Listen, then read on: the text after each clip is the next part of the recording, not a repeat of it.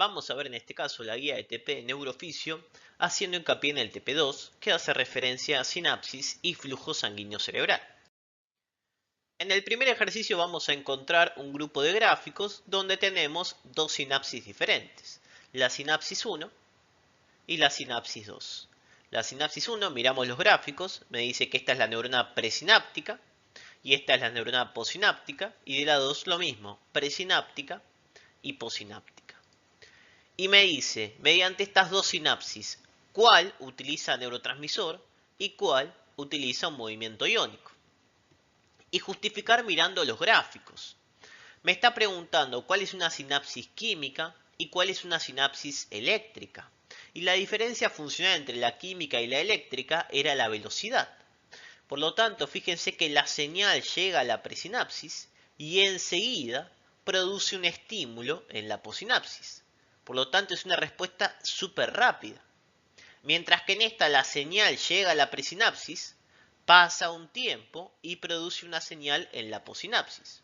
Eso me está diciendo que esta es una eléctrica y que esta es una química, por el tiempo que está tardando. Acuérdense los tiempos que yo tenía en la sinapsis química, que sería la segunda. Primero llegaba la señal a nivel de la presinapsis, el potencial de acción que llega a la presinapsis. Esto que hacía, me generaba una activación de canales de calcio voltaje dependientes, por lo tanto me genera el ingreso de calcio. Este ingreso de calcio generaba la liberación de neurotransmisores y estos neurotransmisores contactaban con la posinapsis y me generaban un potencial electrotónico que, si era importante, se suma en tiempo y en espacio y me genera un potencial de acción. Por lo tanto, fíjense cómo yo parto de un potencial en la presinapsis y tardo un tiempo en traspasarlo a la posinapsis. Acuérdense este gráfico que lo que está hacia abajo son las corrientes, concepto un poquito más complejo que escapa un poco de este TP. Luego vamos a encontrar dos esquemas de sinapsis, primer esquema y el segundo esquema. Y me dice, en el primer esquema, explicar qué es la señal A, la señal B y la señal C. Pre, pos y conexión de un axón a la pre y conexión de un axón a la pos. De la pre a la pos, ¿qué estoy teniendo? El neurotransmisor, el encargado de generar la acción. ¿Y yo qué puedo hacer actuando sobre la pre o sobre la pos? Puedo neuromodular. El A y la C son neuromoduladores que podían aumentar o disminuir el efecto de esa sinapsis. ¿Cómo? Modificando alguna variable de esta conexión. A nivel de la pre, el neurotransmisor a nivel presináptico, ¿qué podía hacer? Aumentar o disminuir la liberación de neurotransmisores actuando sobre los canales de calcio. Mientras que a nivel de la pos podía modificar los receptores. A y C, neuromoduladores, B, neurotransmisor. Y en el segundo caso, yo tengo la neurona presináptica y la neurona posináptica. La vesícula de neurotransmisor de la presináptica es la sustancia P, que funciona como neurotransmisor y hace su acción o su potencial en la posináptica al contactar con receptores. Pero yo tengo acá la encefalina y la morfina que están modificando esta sinapsis. O sea que en este caso, fíjense que a nivel de la presinapsis está actuando la encefalina y la morfina como ¿qué? Como neuromoduladores. Mientras que el neurotransmisor es, en este caso, la sustancia P. ¿Y por qué está pasando esto? Esto está relacionado con el concepto de la nocicepción, que está referido al sistema del dolor. La sustancia P genera señales de dolor al contactar o al liberarse como neurotransmisor.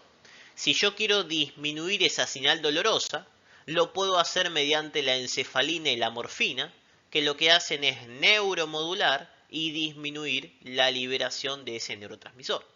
Por eso cuando decimos disminuye la liberación de sustancia P, ¿qué es lo que está haciendo? Está disminuyendo esos canales de calcio voltaje dependientes y hace que no se pueda liberar el neurotransmisor.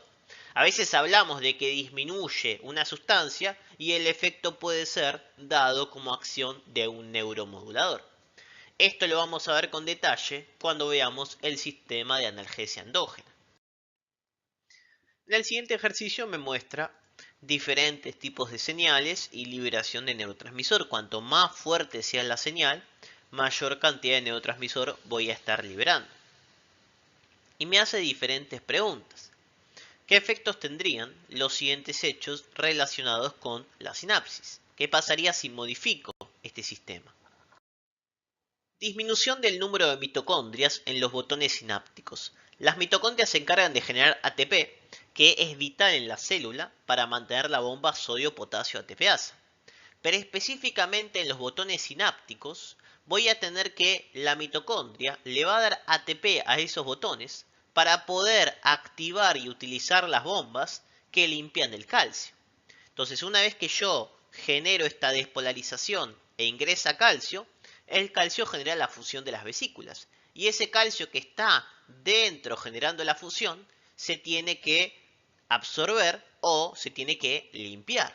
Por lo tanto, tengo unas bombas que me sacan el calcio que entró dentro de la célula para finalizar esa sinapsis, que gastan, en este caso, ATP.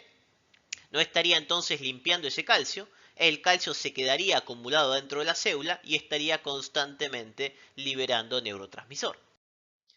¿Qué pasa si tengo un déficit de calcio en el líquido extracelular? Si hay poco calcio a nivel extracelular, no me va a ingresar el calcio dentro de la célula, por lo tanto no va a generar la fusión de vesículas y va a liberar menos neurotransmisor. Tendría una liberación menor de neurotransmisores. Entonces fíjense, acá aumenta la liberación de neurotransmisores, acá disminuye esta liberación de neurotransmisores. ¿Qué pasa si tengo una disminución del número de receptores en la posinapsis?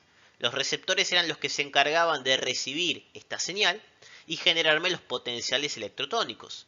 Si hay menos receptores, disminuye la señal que reciben. Por lo tanto, hay menos cantidad de potenciales y tengo menos chance de producir un potencial de acción.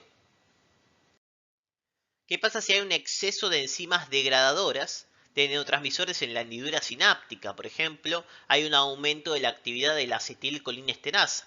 Me va a romper el neurotransmisor que está en la brecha y le va a costar generar la señal y contactarse con el receptor de la posinapsis. Por lo tanto, menos neurotransmisor y en este caso, menos señal.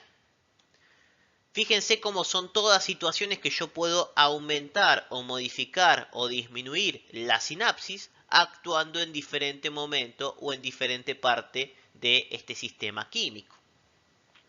Y el botón sináptico recibe potenciales con frecuencias muy altas uno tras otro. Si estoy constantemente recibiendo estímulo, se va a producir lo que se llama la depresión sináptica, en el cual, cuando la actividad sináptica es sostenida, se me disminuye la liberación del neurotransmisor. ¿Por qué? Por un concepto de agotamiento. Depende de que el neurotransmisor se agota y no puedo seguir liberándolo, por lo tanto necesito formarlo y tener un tiempo para poder liberarlo y poder seguir generando esa función. De ahí que cuando el estímulo es constante, la señal o la función empieza a disminuir. Con eso cerramos la primera parte de la guía de sinapsis, haciendo hincapié en el concepto de química y eléctrica, neurotransmisor y neuromodulador y diferentes formas de modificar la sinapsis en diferente localización. Muchas gracias.